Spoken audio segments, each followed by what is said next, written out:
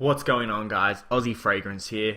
Now I've got a big video for you today. I was just searching on Facebook before, and if you guys know the website Fragrantica, they also have a Facebook page, so I'd go and check it out. It's awesome. So they posted a 2017's top list of like all the top fragrances in different genres, and they posted the worst fragrances of all time. I think it's of all time, yeah. Worst fragrances of all time. Now, when you see this, you would instantly think these would be the worst smelling fragrances, ones that don't last, ones that are just complete trash. But the number one fragrance was 1 million. Now, of course, this just causes so much stir up because so many people love 1 million. And I'm just going to tell you why it was put on that list. Now, this was the people's choice. It wasn't Fragrantica's choice. They said, come here, vote for the worst fragrance, vote for the best. And unfortunately, 1 million, it won the worst fragrance. So, in actual fact, it lost. So, yeah. So, it was in, I'll put a photo of it up now.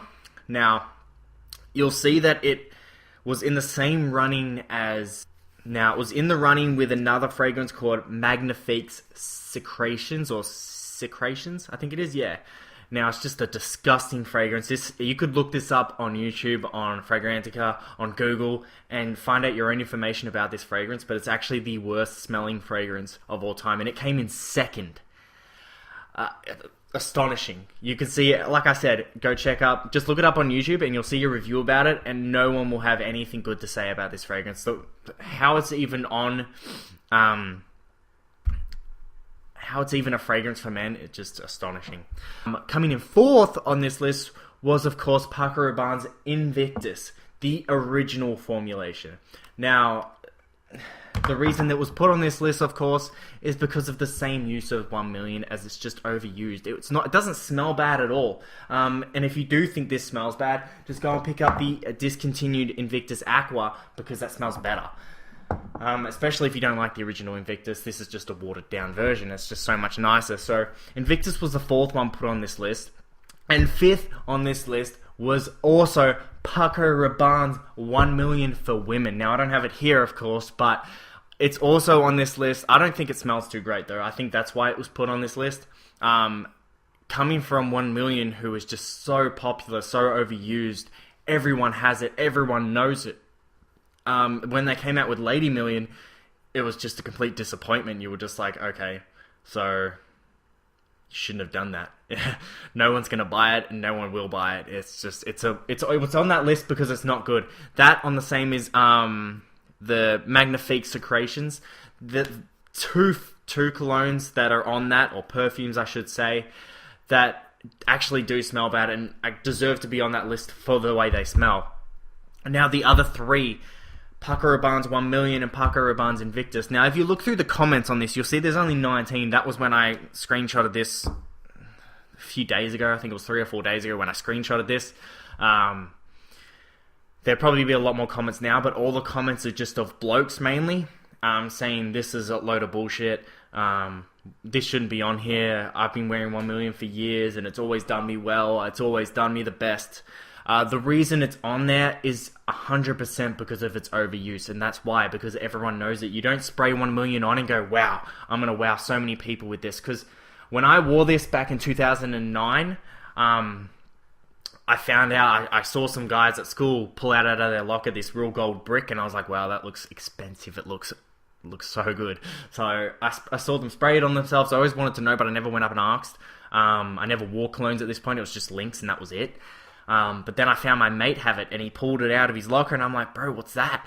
Is that cologne that everyone else is using? And he's like, yeah, man, it's only like $70, and he had 100 mils of it, and I was like, wow, that's not too bad, seeing as colognes are quite expensive in Australia, because our currency is pretty crap. So it was $70 for 100 mils, so I was like, okay, I'm just going to go down, I'm going to buy it. And as soon as I brought it, I sprayed it all over my jumper. I drenched it. It was at least 12 sprays on my jumper, and probably 4 on my neck and 1 on the back. And I also sprayed it on my wrists as well. I went to school the next day, and straight away, girls noticed, wow, you smell great. Wow, you smell awesome. Now, in 2009, it wasn't girls didn't really know the name of it, but they smelt it and they loved it. So I think in around 2011 to 2012, I've been wearing it since then, from 2009. So when it hit 2012, this was when it really kind of blew up, and a lot of people knew the name of it and knew what it was instantly when they smelt it. So when I was at school, I was just sitting there and they'll go, "Wow, you're wearing 1 million." It's like, yeah, I am. Thanks for noticing. Everyone knows it. They go, "Oh, you smell so good. You smell great. Oh, I love 1 million." That's all you get from it. I have never got a bad compliment from 1 million, unless it's "Oh, everyone wears that." That's the only time you'll ever get something bad from it, because every girl loves it and every guy loves it. It's just the way it is. It's the most popular fragrance, and that's why it was put on this list, because it's overused and overpopular. But still, if I was to get 1 million as a Christmas gift, I would not be upset. I'd still be happy with it. It's still a good fragrance, and it's not bad at all. And of course, if you look at mine, you could probably see the line is about here of it. If I get the right angle, yeah, you can see it just there. That's how much I have left of this bottle, and I might buy another bottle in time, but at the moment, I'm not really interested in it. Yeah, I don't believe that it should have been on this list as number 1, because of course there are worst smelling fragrance, but it doesn't really give you a brief description of why they're the worst fragrance. It just says, voted by the people, worst fragrance of all time. So it could mean anything, and that's what it means. It doesn't mean smell, it means overpopular. Now, Paco Rabanne they've made so many popular fragrances now that a lot of people are wearing, especially if you can't just go and afford a $70 bottle, just like that. I would 100% offer you this. It's Paco Rabanne's Black Excess, and it's only $30. It's so cheap. It smells so good. It's just a citrusy, really good summer fragrance, I'd say. But it's nice. It smells nice. Doesn't last amazingly, and it's not going to project amazingly, but at least you're going to smell good if anyone ever comes close to you. It's popular and it's safe. If you were going to branch out a little bit more, I would definitely go for Versace Eros. Even when girls smell this, they don't instantly know, "Oh, you're wearing Versace Eros." It's popular, but it's not very well known, especially in the younger people. They don't go, "Oh, Versace Eros." They know you smell nice and you smell like this little minty green leaf, but no, they won't understand what it is unless they really do know their fragrances itself. But that's another really good option, especially if you can branch out a little bit more and buy it. And my third choice would be Jean Paul Gaultier's Ultra Male. If you can get that. I can't buy it in stores. I can only buy it online, so I don't have it. The only one we can buy in stores in Australia is Le Male. I got this one online, Popeye, because I just really wanted it.